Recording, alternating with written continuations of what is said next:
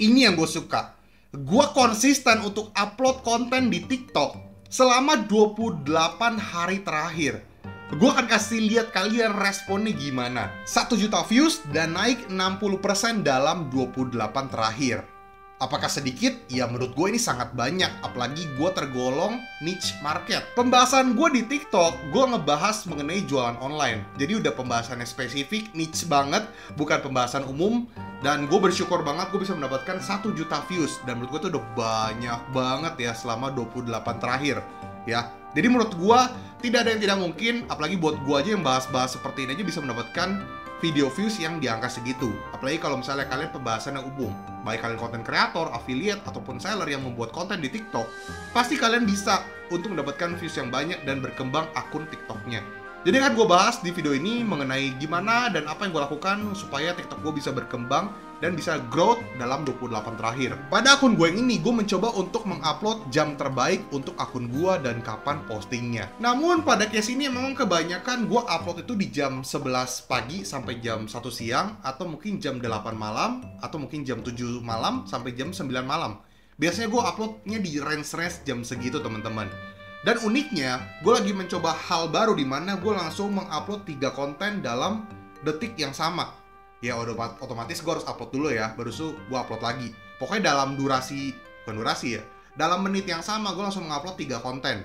Dan kebetulan gue juga saat ini sedang menggunakan metode di mana gue tidak terlalu mengedit, tapi gue editnya langsung di TikTok. Gue langsung edit di TikTok. Kan di TikTok sekarang kalau misalnya lu upload konten, lu bisa edit di TikToknya langsung. Nah, gue pakai itu aja teman-teman. Well, tapi gue tau banget kalau misalnya kalian bisa edit lagi, terus pakai kualitas yang lebih baik, udah pasti viewsnya akan lebih baik lagi teman-teman. Emang butuh effort, cuman karena gue emang sudah cukup sibuk ya. Ini aja gue bikin video YouTube juga nyolong-nyolong waktu. Sekarang aja udah jam 3 subuh teman-teman. Gue nyolong-nyolong waktu banget, jadi makanya gue nggak bisa terlalu maksimal dalam segi pembuatan konten dan editingnya, makanya gue ngelakuin metode itu. Tapi ternyata cukup works, lumayan kan, naik 60% dalam 28 terakhir.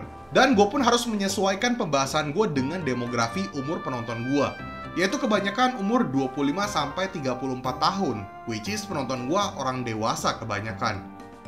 Yang dimana umur-umur segitu memang adalah umur-umur dimana harus mencari uang, sedang fokus untuk karir, sedang fokus ke pendewasaan, dan ya pokoknya lagi umur-umur pusing-pusingnya lah.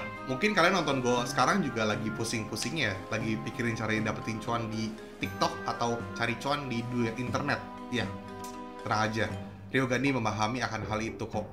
Karena sampai hari ini pun Ryogani masih berjuang untuk mencari pundi-pundi di internet. Jadi kalau misalnya kalian membuat konten di TikTok, pastikan kalian juga harus mengetahui demografi kalian, baik umur, lokasi, supaya kalian bisa menyesuaikan pembahasan kalian selanjutnya gimana. Jangan sampai kalian rata-rata audiensnya, misalnya kayak gue nih, rata-rata umurnya 25 tahun ke atas, tapi kalian kontennya kayak anak-anak. Ya udah pasti nggak on point. Harus sesuai dengan audiens kalian juga, supaya on point dan ditonton juga. Dan jangan suka gonta-ganti konten. Fokuslah ke konten-konten yang pengen kalian fokuskan. Kayak gue bahas jual-jualan online, ya gue fokus aja ke jualan online. Walaupun niche market atau spesifik banget marketnya, tapi gue gas terus, nggak kasih kendor.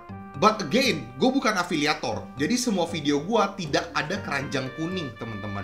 Tapi buat teman-teman semua di sini yang adalah seller atau affiliate, mungkin kalian bisa ada keranjang kuning, atau mungkin kalian bisa mixing, ada yang ada keranjang kuning dan ada juga video yang tidak ada keranjang kuning. Cuma karena gue bukan affiliate, gue sama sekali tidak ada keranjang kuning. Jadi emang gue fokus untuk branding aja, bangun awareness untuk personal branding Ryogandi, dan nanti driving ke channel YouTube gue. Well, tapi gue rasa hal ini bisa cukup membantu untuk teman-teman semua di sini yang adalah seller, content creator, ataupun affiliate. Semua kalian bisa mendapatkan insight baru dan bisa mencoba trik-trik yang gue lakukan. Tadi kan gue coba ya, gue mengetahui jam upload gue yang ya minimal gue tahu 2 jam terbaik lah ya. Tadi kan gue di 11 sampai jam 1 siang atau jam 7 malam sampai jam 9 malam. Kemudian gue mencoba metode saat ini adalah gue langsung upload 3 konten di menit yang bersamaan. Gue sih pernah coba 4 konten ya, cuma menurut gue kayaknya 3 konten aja cukup sih. Kalau misalnya kalian mau selang-seling kayak 2 jam, 3 jam juga boleh. Cuma saat ini gue lagi coba hal itu dan growth gue 60% tadi. Karena menurut gue kalau misalnya lu konsisten untuk upload konten setiap hari dan lu bisa konsisten kayak misalnya 2-3 video, lu akan mendapatkan banyak benefit untuk akun lu di TikTok.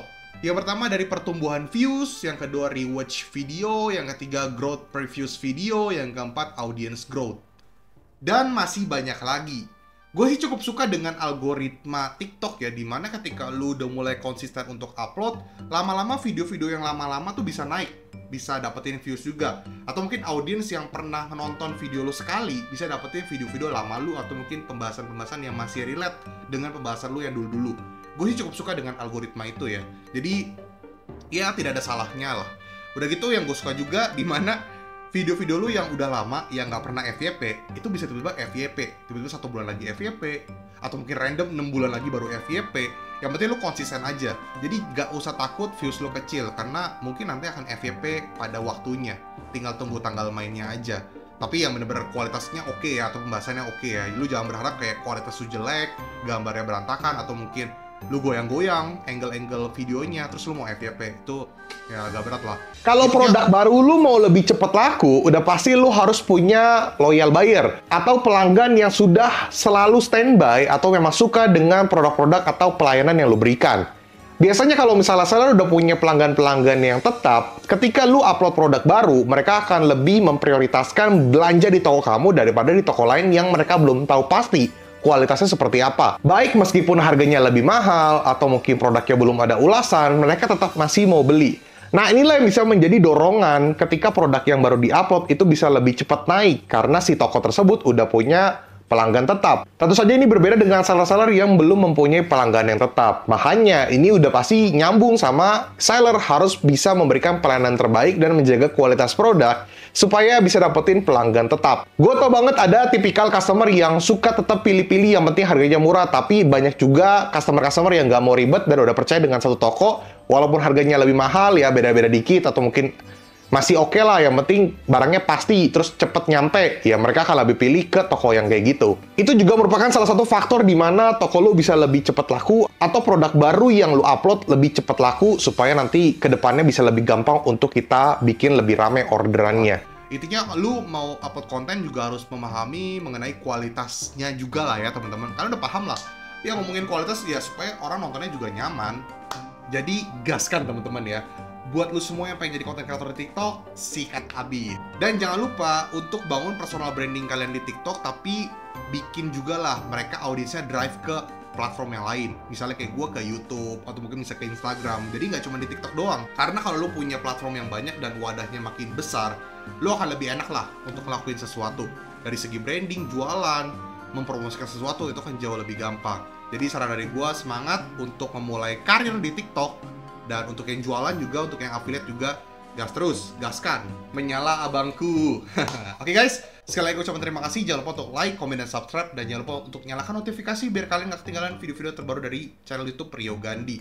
Karena Rio Gandhi suka membahas mengenai tips and trick atau bisnis online ataupun bisnis digital, apapun itulah. Update-update-nya juga, algoritma, dan apapun itulah. Oke guys, sekali lagi ucapkan terima kasih. Buat teman di sini yang pengen beli digital course gue bisa ke desti.store/riogandhi. Dan yang pengen nanya-nanya soal jasa konsultan atau face-to-face online atau offline meeting bisa hubungi ke nomor di bawah ini. Oke guys, sekali lagi ucapkan terima kasih. Rio Gandhi, peace out.